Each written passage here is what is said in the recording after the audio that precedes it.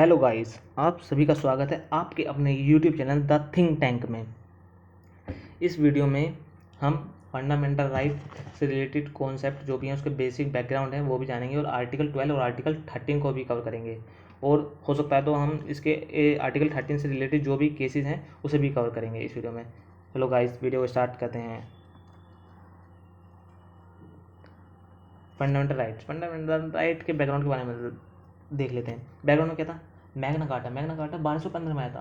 Magna carta एक document है जिसमें ये मेंशन था जो किंग है, जो राजा है, और उसकी गवर्नमेंट दोनों ही कानून से नीचे होंगी। मीन्स दैट कि किंग और उसकी गवर्नमेंट दोनों को ही लॉ को फॉलो करना पड़ेगा, लॉ के अगेंस्ट नहीं जाएंगी दोनों। कहीं ना कहीं ये जो पर्सन है, जो पीपल्स हैं, उसके एक्सप्लॉइटेशन को रोक रहा है कि इस टाइप से कि राजा और उसकी गवर्नमेंट दोनों ही लॉ के अगेंस्ट ना जाए, वो लॉ के बियॉन्ड ही काम करें, उसके अगेंस्ट ना। उसके बाद में मोतीलाल नेहरू कमेटी, मोतीलाल नेहरू ने बिल ऑफ राइट की डिमांड करी।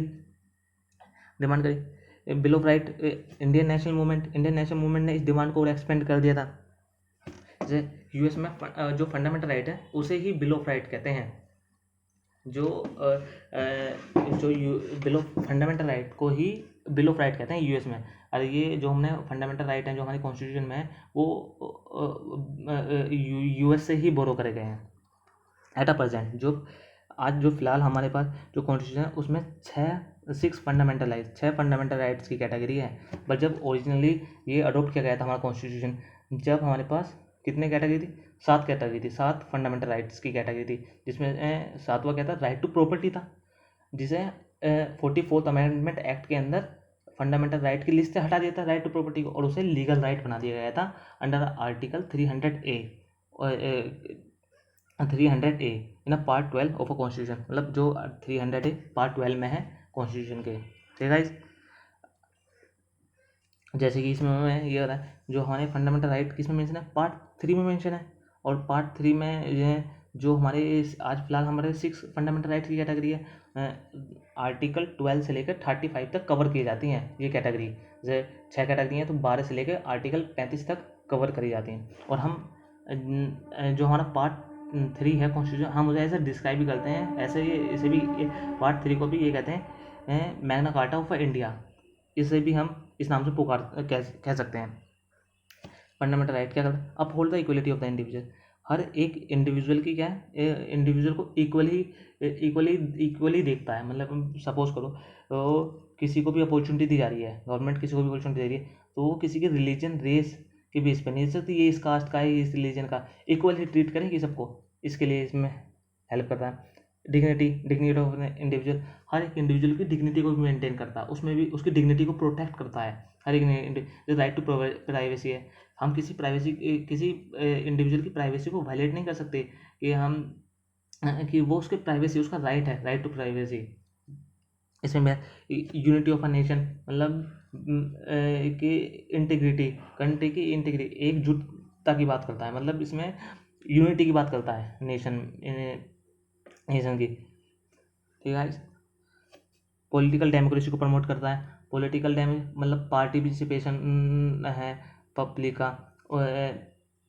इन अ डेमोक्रेटिक कंट्री में, उसे भी प्रमोट करता है। ये डेमोक्रेटिक गवर्नेंस करता है, इंश्योर करता है democratic governance of a country. Democratic governance का मतलब जो गवर्नमेंट की फंक्शनिंग है वो डेमोक्रेटिकली हो, डेमोक्रेटिकली बिहेव करे गवर्नमेंट, ना कि अथॉरिटेरियन रूल इस चीज़ से प्रिवेंट करता है। मतलब इस चीज़ को अप्लाई करने से रोकता है। मतलब ये कह सकते हैं हम कि गवर्नमेंट की जो फंक्शनिंग है उस पर लिमिटेशन लगाता है।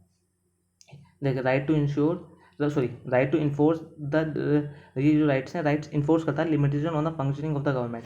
कि गवर्नमेंट है उसकी फंक्शनिंग को लिमिट करता है कि वो इसके अगेंस्ट काम ना करे। जैसे गवर्नमेंट हमारे फंडामेंटल राइट को छीन ले, इसलिए इसे रोकता है। जैसे हमने बताया जो फंडामेंटल राइट होते हैं वो स्टेट के अगेंस्ट भी होते हैं, इंडिविजुअल के अगेंस्ट भी होते हैं, पर उसमें ज़्यादातर जो फंडामेंटल राइट हैं वो जो रोल प्ले करते हैं वो स्टेट के अगेंस्ट करते हैं। स्टेट यानी जो गवर्नमेंट है, उसके अगेंस्ट करते हैं। ये फंडामेंटल क्या है, जस्टिसिएबल है। यदि कोई भी हमारा फंडामेंटल राइट को वायलेट करता है हम उसके लिए कोर्ट में जा सकते हैं। आर्टिकल 32 के अंदर सुप्रीम कोर्ट में जा सकते हैं, और आर्टिकल 226 के अंदर हम उसमें जा सकते हैं, हाई कोर्ट में जा सकते हैं। उसके ये जो फंडामेंटल राइट है डिफेंड किए जाते हैं और गारंटी किए जाते हैं। डिफेंड कौन करेगा, गारंटी कौन, सुप्रीम कोर्ट करेगा। ये अवेलेबल होते हैं फंडामेंटल, हर किसी सिटीजन पे अप्लाई होते हैं, हर किसी सिटीजन पे। पर कुछ फंडामेंटल राइट नॉन सिटीजन जो फॉरनर है उस पर भी अप्लाई होते हैं, और कुछ ऐसे भी हैं जैसे कि 15, 16, 19, 29, 13 ये नॉन सिटीजन पर अप्लाई नहीं होते, जैसे फॉरनर है उस पर अप्लाई नहीं होते। फंडामेंटल राइट एक चीज़ ये एब्सोल्यूट नहीं होते हैं। एब्सोल्यूट मतलब कि बैलेंस करते हैं इंडिविजुअल की लिबर्टी और सोशल कंट्रोल। ऐसे हम एक एग्जाम्पल लेते हैं, right to move. Right to move का क्या मतलब है, राइट टू मूव मैं कहीं भी मूव कर सकता हूँ, कहीं भी आ सकता हूँ। इसका मतलब ये नहीं है कि आप किसी के घर में चले जाएं और ये उससे भी कहें मैं तो कहीं भी आ सकता हूँ, राइट टू मूव ये मेरा राइट है। ये नहीं, ये भी लिमिटेड है, इन पे भी लिमिटेशन लगी पड़ी है, ये भी एब्सोल्यूट नहीं है। जैसे एकदम जैसे गवर्नमेंट कुछ एरिया को, ट्राइबल एरिया को रेस्ट्रिक्ट करती है कि नॉर्मल पर्सन यहाँ ना आए। हम गवर्नमेंट से ये नहीं कहते राइट टू मूव है, आप हम मुझे कैसे नहीं जाने दे रहे। गवर्नमेंट रोक सकती है ना राइट टू मूव। एक मोस्ट इम्पोर्टेंट चीज़ याद रखना कि ये सस्पेंड किए जा सकते हैं, सस्पेंडेबल हैं। ये सस्पेंड कौन, प्रेसिडेंट करेगा इमरजेंसी के दौरान। ये आर्टिकल 12, आर्टिकल 12 कर दें। आर्टिकल 12 क्या करना, आर्टिकल 12 स्टेट पढ़ रहे हैं। स्टेट क्या, आर्टिकल 12 स्टेट को डिफाइन करता है, स्टेट की डेफिनेशन देता है, स्टेट क्या है, स्टेट में क्या क्या।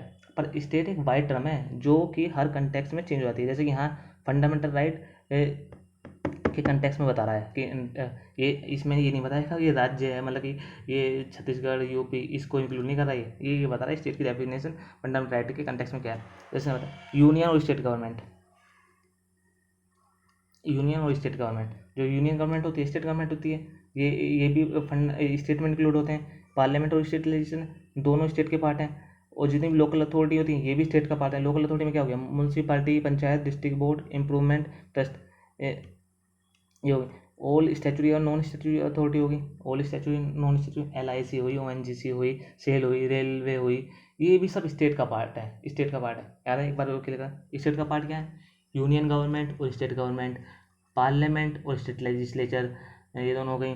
और लोकल अथॉरिटी जितनी होगी, म्यूनसिपालिटी, पंचायत, डिस्ट्रिक्ट बोर्ड, ये भी स्टेट का पार्ट है। और आर्टिकल 4 में क्या है, जो भी स्टैचुरी और नॉन स्टैचुरी अथॉरिटी है, LIC, ONGC, सेल एक्सेट्रा, ये भी स्टेट का पार्ट है। आर्टिकल 13 को देखते हैं। आर्टिकल 13 क्या कहता है, जो भी लो इनकन्सिस्टेंट हैं विद द फंडामेंटल राइट, ये इनकन्सिस्टेंट की बात कर रहा है। इसमें बताया आर्टिकल 13 क्लोज 1 क्या कह रहा है, जो pre constitution law shall be void if violate the any fundamental right.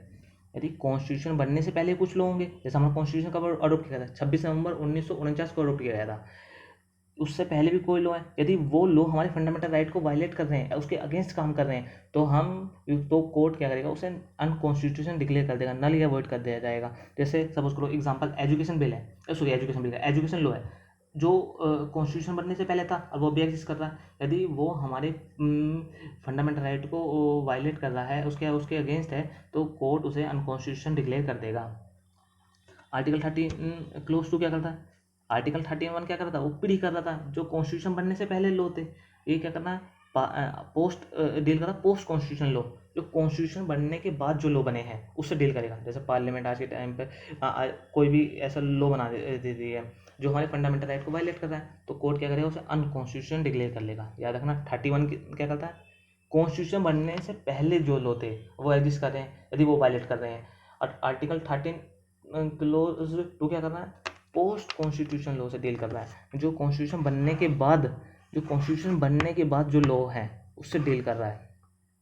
ठीक है, जैसे इसमें डॉक्ट्रिन है, doctrine of the judicial review का कॉन्सेप्ट इस आर्टिकल से आया कि कोर्ट किसी भी लॉ को रिव्यू कर सकता है कि वो हमारे फंडामेंटल राइट के या किसी राइट के अगेंस्ट तो नहीं है। इसकी पावर कोर्ट को इसके अंदर ही आई है, जुडिशियल रिव्यू की पावर आर्टिकल 13 ही देता है कोर्ट को। एक और डॉक्ट्रिन, दो डॉक्ट्रिन है, डॉक्ट्रिन ऑफ द सेवरेबिलिटी में सेपरेट करता है। सपोज करो एजुकेशन लॉ है, उसके 4 प्रोविज़न है, प्रोविज़न बी है, प्रोविज़न बी है, यदि प्रोविज़न बी या सेक्शन बी हमारे फंडामेंटल राइट को वायलेट कर रहा है, तो हम प्रोविज़न बी को ही हटाएंगे, A C D remain as it रहेंगे, उसमें कोई चेंज नहीं करेंगे क्योंकि वो हमारे फंडामेंटल राइट को वायलेट नहीं कर रहे हैं, सिर्फ बी कर रहा है। तो बी को अनकॉन्स्टिट्यूशन डिक्लेयर कर देगा कोर्ट, उसे हटा देगा वहाँ से कि ये वायलेट कर रहा है फंडामेंटल राइट को, इसलिए ये नल एंड वॉइड डिक्लेयर कर देगा कोर्ट। अब doctrine of the Eclipse, doctrine Eclipse का मतलब इंग्लिश का कवर करता है या हाइड करता है, यही मतलब ऐसे ही है। जैसे हमने एजुकेशन लो लिया था, इसे ले लेते हैं दोबारा से एक बार। इसमें 4 प्रोविज़न है, सेक्शन है ए बी सी। यदि सपोज करो फिर से बी हमारे किसी फंडामेंटल राइट को वायलेट कर रहा है, इसमें फंडामेंटल राइट को वायलेट कर रहा है, इसमें क्या करेगा कोर्ट, इसमें फंडामेंटल राइट जो प्रोविज़न जो बी है वो यदि वायलेट कर रहा है उसे अनकॉन्स्टिट्यूशनल डिक्लेयर नहीं करेगा कोर्ट, उसे सिर्फ क्या करेगा इनएक्टिवेट कर दिया जाएगा। इनएक्टिवेट हैगा तो बी उसमें ही है, कानून में है, लॉ में है वो बी, पर उसे इनएक्टिवेट कर दिया जाएगा कि वो फंक्शनिंग नहीं करेगा, फंक्शनिंग नहीं करेगा। जब तक फंक्शनिंग नहीं करेगा जब तक उनका वायलेशन या जो कॉन्ट्रडिक्शन है वो ख़त्म नहीं हो जाता। इन फ्यूचर में यदि वो प्रोविज़न और हमारी फंडामेंटल राइट का कॉन्ट्रडिक्शन या वायलेशन ख़त्म हो जाता है तो वो ऑटोमेटिकली जो प्रोविज़न इनएक्टिवेट किया गया था वो एक्टिवेट हो जाएगा। सपोज करो कोई फंडामेंटल राइट है, वो फ्यूचर में जाके उसका कॉन्ट्रडिक्शन ख़त्म हो जाता है तो वो ऑटोमेटिकली जो हमारा प्रोविज़न है जिसे इनएक्टिवेट किया था एक्टिवेट हो जाएगा। Okay guys.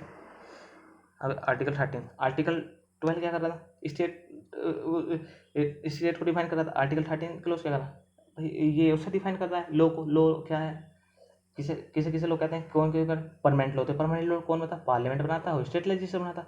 एक होता है टेम्परेरी लॉ, टेम्परेरी लॉ जो हो गए ऑर्डिनेंस हो गए, जिसमें ऑर्डिनेंस कौन इशू करेगा, ऑर्डिनेंस प्रेसिडेंट इशू करेगा, गवर्नर इशू करेगा, स्टेट गवर्नर करेगा, स्टेट गवर्नर, इसे भी लॉ की कैटेगरी में करते हैं। एक होता है स्टैचुरी या एग्जीक्यूटिव लेजिस्लेशन जो गवर्नमेंट इशू करती है, गवर्नमेंट ऑर्डर हुआ या नोटिफिकेशन हुआ, रूल ऑफ लॉ हुआ, ये जो कैटेगरी होती है ये भी लॉ की कैटेगरी में आती है। एक होते हैं नॉन लेजिस्लेटिव सोर्स, मतलब ना ही उसे गवर्नमेंट ने इशू करा है ना ही पार्लियामेंट या स्टेट गवर्नमेंट ने बनाया, जो सिर्फ जैसे एग्जांपल रिलीजियस लॉ होते हैं वो ना ही गवर्नमेंट ने बनाए ना ही तुम्हारे पार्लियामेंट और स्टेट गवर्नमेंट लेजिस्लेचर्स ने बनाए हैं, उन्हें सिर्फ रिलीजियस लॉ हैं, वो रिलीजन ने बनाए हैं, मतलब रिलीजियस लॉ हैं। ठीक है, जैसे इस्लाम का हुआ ये रिलीजियस लॉ है, इस टाइप से पर्सनल लॉ होते हैं, पर्सनल लॉ को ही नॉन लेजिस्लेटिव लॉ सोर्स कहते हैं। बट याद रखना यदि इन चारों में से कोई भी हमारे फंडामेंटल राइट को वायलेट कर रहा है, चाहे परमानेंट लॉ या टेम्परेरी लॉ हो या एग्जीक्यूटिव हो जो गवर्नमेंट इशू करती है, या जो पर्सनल लॉ हो जो नॉन लेजिस्लेटिव सोर्सेज हैं ऑफ लॉ हैं, यदि कोई भी हमारे फंडामेंटल राइट को वायलेट कर रहा है तो हम उसके अगेंस्ट जाके कोर्ट में चैलेंज कर सकते हैं, उसे चैलेंज कर सकते हैं उस लॉ को कि हमारे फंडामेंटल राइट को वायलेट कर रहा है। आर्टिकल 13 क्लोज 4 क्या है, ये 24th कॉन्स्टिट्यूशन अमेंडमेंट में एक्ट किया गया था, ओरिजिनली नहीं था। ये क्या कह रहा है, यदि गवर्नमेंट कॉन्स्टिट्यूशनल अमेंडमेंट करती है अंडर आर्टिकल 368 के अंदर तो हम उसे कोर्ट में जाके चैलेंज नहीं कर सकते, भले ही वो हमारे फंडामेंटल राइट को भी वायलेट कर रहा हो तब भी हम उसे चैलेंज नहीं करेंगे कोर्ट में जाके।